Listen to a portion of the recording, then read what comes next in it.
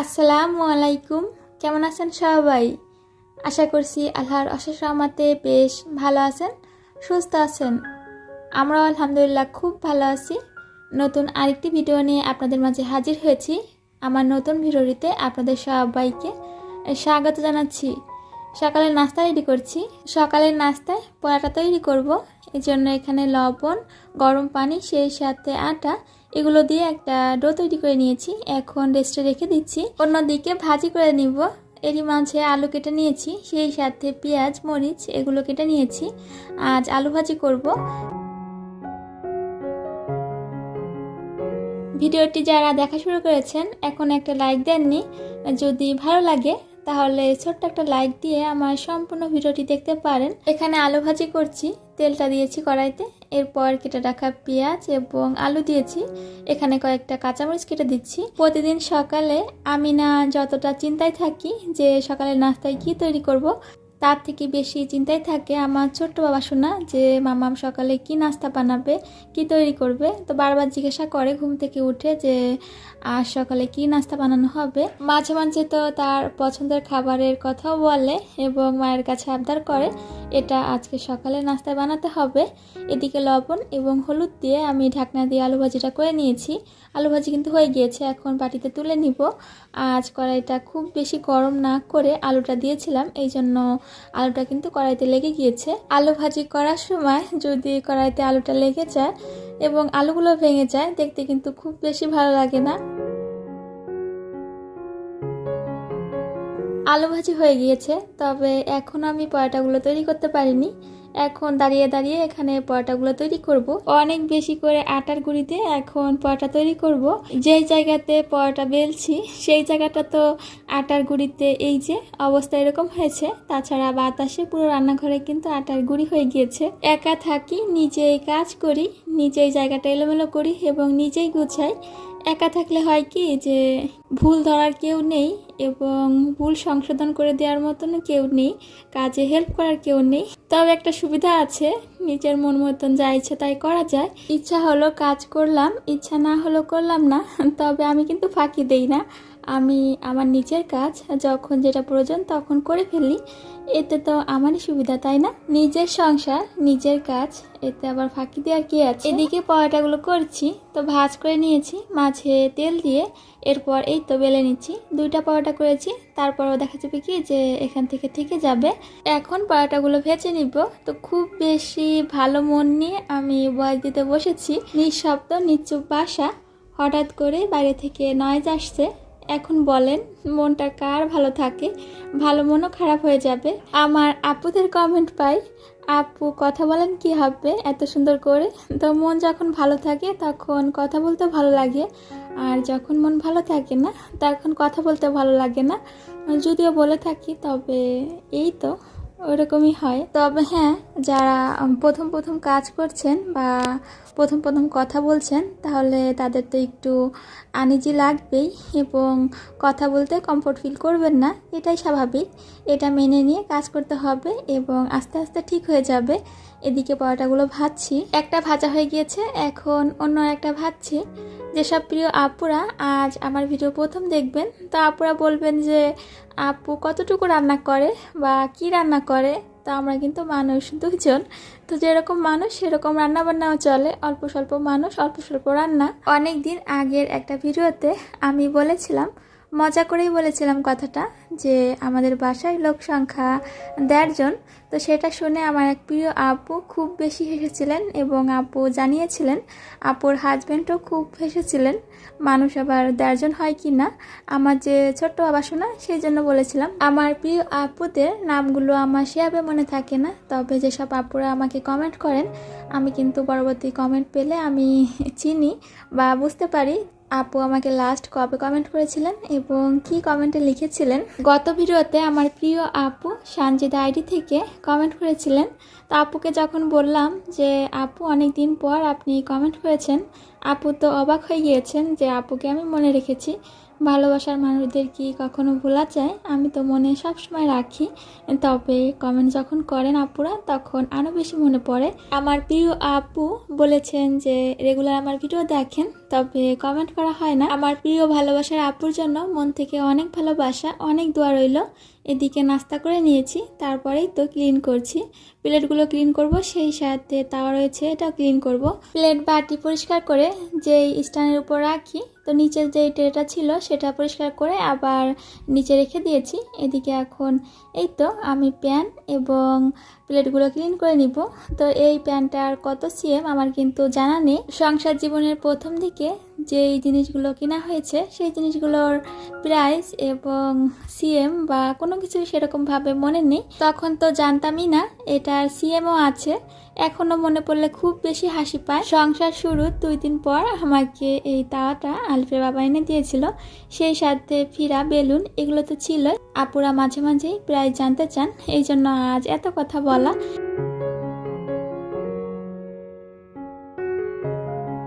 আজ আমার প্রিয় আপুদের সাথে অনেক বেশি কথা বলছি, তাই না? ভিডিও রিলেটেড কোনো কথাই বলা হচ্ছে না। এরই মাঝে পুরো রান্নাঘরটা ক্লিন করে এসেছি। আর এখন এই যে ম্যাক্রোমের তৈরি আমার নিজের হাতের এই পাখির বাসাটা আমার তো অনেক বেশি পছন্দের একটা জিনিস। এটা ক্লিন করব। অনেক দিন ধরে আছে রুমে, তো ময়লা পড়েছে দেখে বোঝাই যাচ্ছে না দূর থেকে যে এত বেশি ময়লা হয়েছে। আজ এটা ক্লিন করব। সেই সাথে এখানে একটা মানি প্ল্যান্ট গাছ রেখেছিলাম, গাছটা আমি পানিতেই রেখেছি। পানিতে রাখার কারণে গাছটা খুব বেশি গ্রো করেনি, দেখতে কিন্তু খুব সুন্দর। আমার তো অনেক বেশি পছন্দের, যদিও আমার মানি প্ল্যান্ট গাছই পছন্দের, সেটা যেমনই হোক না কেন। এদিকে আমি যেই পাখির বাসাটা ক্লিন করব এই জন্য এখানে পানি নিয়েছি, সেই সাথে লিকুইড ডিটারজেন্টটা নিয়েছি। এখন এই যে ভিজিয়েছি, এখন বুঝতে পারছি যে এটা কত বেশি ময়লা হয়েছিল। অনেক বেশি কালো পানি বের হচ্ছে। বারবার করে এভাবে পানি চেঞ্জ করে আমি এই পাখির বাসাটা পরিষ্কার করে নিচ্ছি। আমি যে কাজটা পারি সেই কাজটা আমার কাছে এত বেশি সহজ মনে হয়, কি বলবো।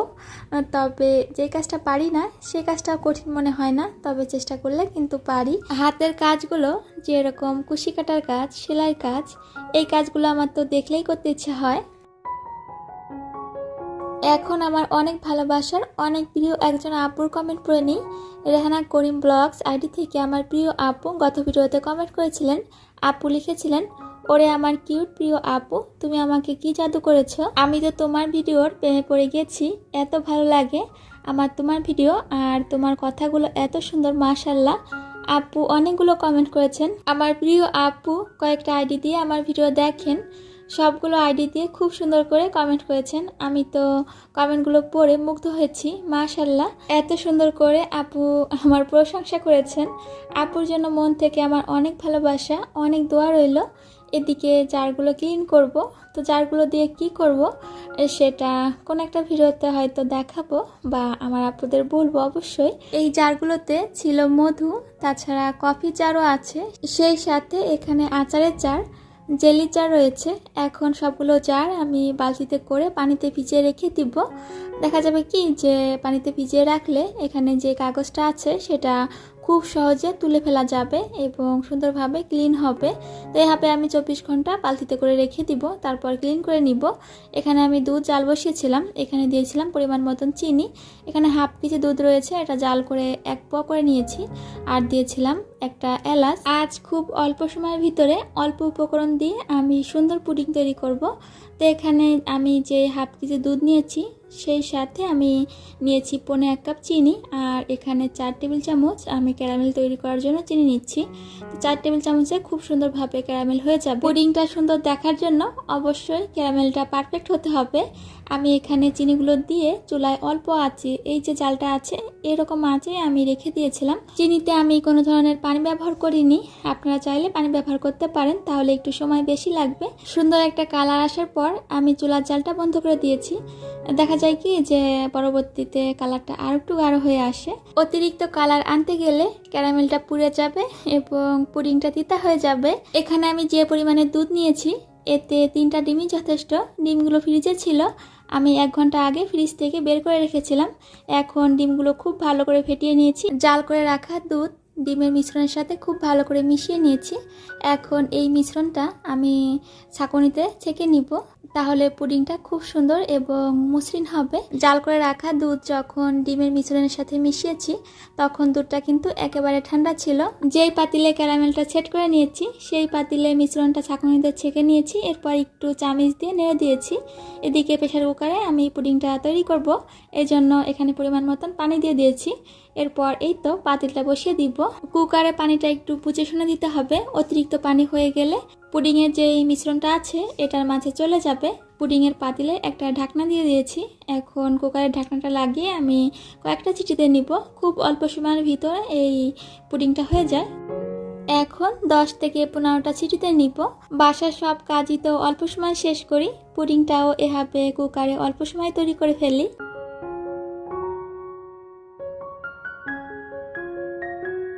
শুধু কি পুডিং তৈরি করলেই হবে, রান্না তো করতে হবে। এরই মাঝে আমি দুপুরে রান্নার আয়োজন করে ফেলেছি, তো এখন রান্নাটা বসিয়ে দিচ্ছি। এখানে কড়াইতে পরিমাণ মতন তেল দিয়েছি, এরপর দিয়েছি পেঁয়াজ কুচি। পেঁয়াজটা একটু ভাজতে দিয়েছি, আর এরই মাঝে আমি পাটায় এখানে মশলা বেটে নিয়েছি। এটা ছিল জিরা, রসুন এবং অল্প কিছু পেঁয়াজ দিয়ে বেটে নিয়েছি। আরও দিয়েছি আদা বাটা। এখানে দিব পরিমাণ মতন লবণ, পরিমাণ মতন হলুদ এবং শুকনো মরিচের গুঁড়া দিব। এই তো এভাবে রান্নাবান্না করছি। পুডিং তৈরি করতে গিয়ে রান্নার সময়টা পিছিয়ে গিয়েছে। যে সময় দুপুরে রান্নাটা বসায় এখন কি করার, তাড়াহুড়া করে রান্না করতে হবে। মাংস রান্না করছি, এখানে মাংস এবং আলুটা কষানোর জন্য দিয়েছি। অন্যদিকে তো এই তো পুডিং হয়ে গিয়েছে, এখন শুধু ঠান্ডা করলেই হবে। এখন বাটিটা গরম আছে, আর এই তো পুডিংয়ের ফাইনাল লুক। তবে এর থেকে সুন্দর লুক কিন্তু পরবর্তীতে দেখাবো আপুদের। এখন মাংসটা কষিয়ে নিচ্ছি, আর অন্যদিকে পুডিংয়ের বাটিটা আমি ঠান্ডা হওয়ার জন্য রেখেছি। যখন বাটিটা ঠান্ডা হয়ে যাবে আমি পরবর্তীতে ফ্রিজে রেখে দিব। এদিকে বেগুন ভাজি করছি। বেগুনগুলো কেটে লবণ, হলুদ এবং শুকনো মরিচের গুঁড়া মাখিয়ে আমি রেখে দিয়েছিলাম। এই তো বেগুন ভাজি করছি, আর অন্যদিকে মাংস রান্না করছি। তো মাংসটা আমি বারবার করে নেড়ে দিচ্ছিলাম যেন নিচ দিয়ে লেগে না যায়। আর এখানে দিয়ে দিয়েছি চুই ঝাল। বাচ্চাদের কি শুধু রুচির পরিবর্তন হয় তা কিন্তু নয়, বড়দেরও, আমারও কিন্তু মাঝে মাঝে হয়। এই যে যেমন একটা জিনিস যখন রান্না করি বারবার করে সেটা রান্না করি, তো কয়েকদিন রান্না করার পর সেটা দেখা যায় যে আর রান্না করা হয় না, এরকমই চলে। তাই তো এখানে বেগুন এক সাইড ভাজা হয়ে গিয়েছে, উল্টিয়ে দিয়েছি। এদিকে আমি পরিমাণ মতন চাল নিয়ে নিচ্ছি। আজ পোলাও রান্না করব, তো একটু বেশি পরিমাণে চালগুলো নিয়েছি।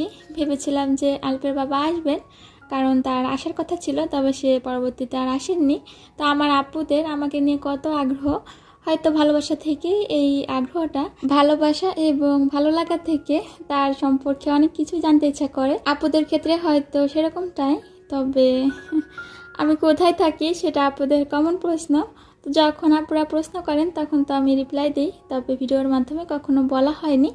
ইনশাল্লাহ কোনো একদিন বলবো, তবে আজ বলছি না। এদিকে বেগুন ভাজি হয়ে গিয়েছে, সেই সাথে আমার মাংস রান্নাটা হয়ে গিয়েছে। তো আমি দুইটাই বাটিতে তুলে নিয়েছি। এখন পোলাও রান্না করব। এখানে ঘি এবং তেল একই সাথে দিয়েছি।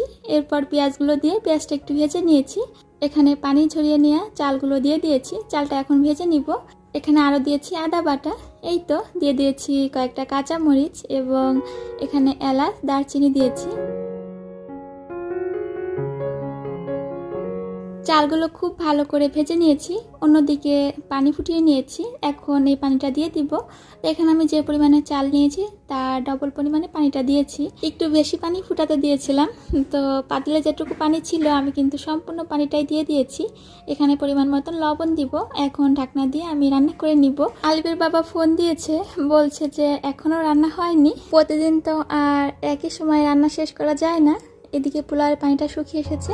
এরপর আমি একটু নেড়ে ঢাকনা দিয়ে দমে রেখে দিয়েছিলাম। আমার প্রিয় আপুরা এখনও খুব ভালোবাসা দিয়ে আমার ভিডিওটি দেখছেন, কিন্তু এখনও আমার চ্যানেলটি সাবস্ক্রাইব করেননি। যদি ভালো লাগে তাহলে আমার চ্যানেলটি সাবস্ক্রাইব করে আমার পাশে থেকে যেতে পারেন। যেসব প্রিয় আপুরা অলরেডি এই কাজটি করে ফেলেছেন আপনাদের সবাইকে জানাই অসংখ্য ধন্যবাদ। দুপুরে রান্নাবান্না তো কমপ্লিট। এরই মাঝে পুরো রান্নাঘরটা ক্লিন করে তারপর এই যে খাবারগুলো টেবিলে পরিবেশন করে নিয়েছি। আমাদের দুপুরের আয়োজনে এগুলোই ছিল, আলহামদুলিল্লাহ।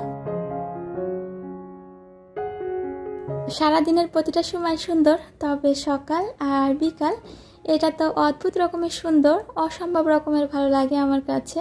বিকালে আর সকালে এই দুই সময়ে আমার বেলকনিতে এসে দাঁড়ানো হয়, সেই সাথে অনেকটা সময় বেলকনিতে থাকা হয়।